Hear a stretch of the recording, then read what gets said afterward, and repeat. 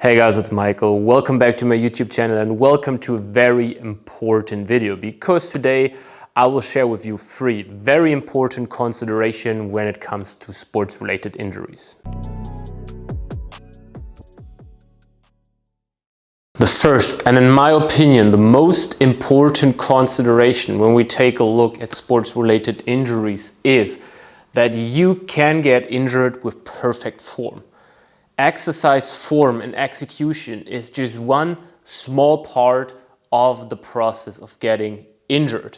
And the main formula that we need to take a look at in order to minimize injury risk is that whenever the load that we are moving and that we are using is bigger than the load capacity of the structure that we are loading, then we are increasing our injury risk as we are overloading that structure. Why is a good exercise technique still important? Because with a very good exercise technique, you can definitely increase the load that you can use before you are going over the load capacity.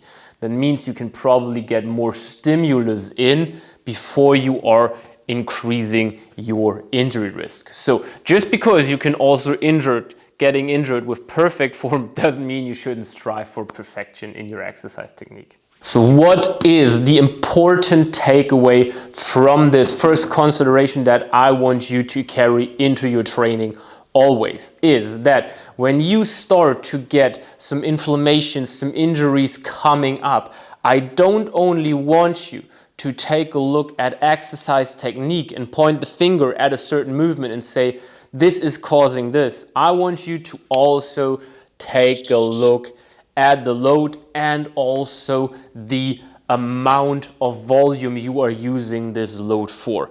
Because there is a very, very high chance that the reason of your injury is not only to find in the exercise form, but probably it's much more likely that the origin is also coming from the load that you are using and how frequently you are using this load. So you always need to take a look at load and form at the same time, because with optimizing form, you can optimize the load that you can use, but still also perfect form, of course, has a load cap on top.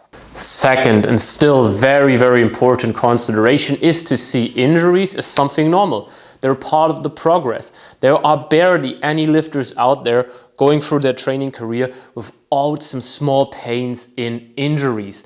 And the truth about them is that 99% of those small injuries, those training related injuries, they come and go without action, because the body is a very complex system with amazing abilities to adapt. As we saw earlier, it's about load and the load capacity that we have. And over time, this load capacity increases because we're going a bit over it. And we're causing some small inflammations here and there, and they will produce adaptations. And sometimes we're shooting a bit over, we get a bit more inflammatory processes, more overloading. It takes some time, but the body will adapt. So injuries are very, very normal, and it does not mean that you're doing something wrong. It's part of the process. You cannot control all the variables in your body. As I said, it's a very complex system.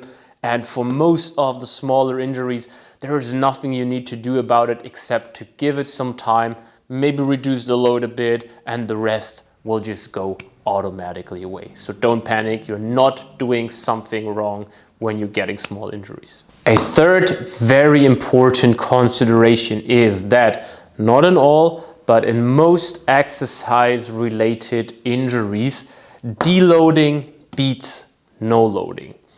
Why is that the case? If we take a look at this perfectly designed diagram where we have the time on the x-axis and the capacity of the injured structure, so maybe the golfer's elbow, the tennis elbow, so flexor or extender tendons in the elbows, then what happens if we are no loading is that The moment we take away load from the structure, so we're not training it anymore, the adaptation towards that load will go down, and so the training capacity. As most processes in the body, it usually starts to fall pretty quickly, but then remains somewhere on the base level. So with no loading, of course, over time, you won't get a total degenerative tendon. It will stay at a certain level, but what you've worked for will fall off pretty quickly. So you're ending with a very, very low training capacity after just a couple of weeks not loading it. Now, the important part here is that if you are starting again here at this point in time, let's say here you are pain-free, the working capacity of those tendons are super, super low. That means the volume and the rehab process where you can build up your working weights again needs to be very, very slow, because the capacity just dropped super, super low. So the rehab process takes much longer if you're not loading it. Deloading would mean that we still train the structure, but with a load that we can use pain-free or with very, very little pain, in order to just let the capacity drop to a much smaller extent, because we're still providing stimulus. That means over time, we're probably reaching the painful level, let's say, because adaptations happen, we're reaching it a bit earlier, and then we can start from a much higher level again to increase our capacity. So, if it's possible for you to train with smaller amounts of weights or volume pain-free, then deloading will always beat no loading in regards of the rehab process. So if you are prone to injuries, make sure to always take a look into those three considerations. So be careful with volume increments and load jumps, and try to make sure that you're not overloading on a very fast pace so that your structures have some time to adapt.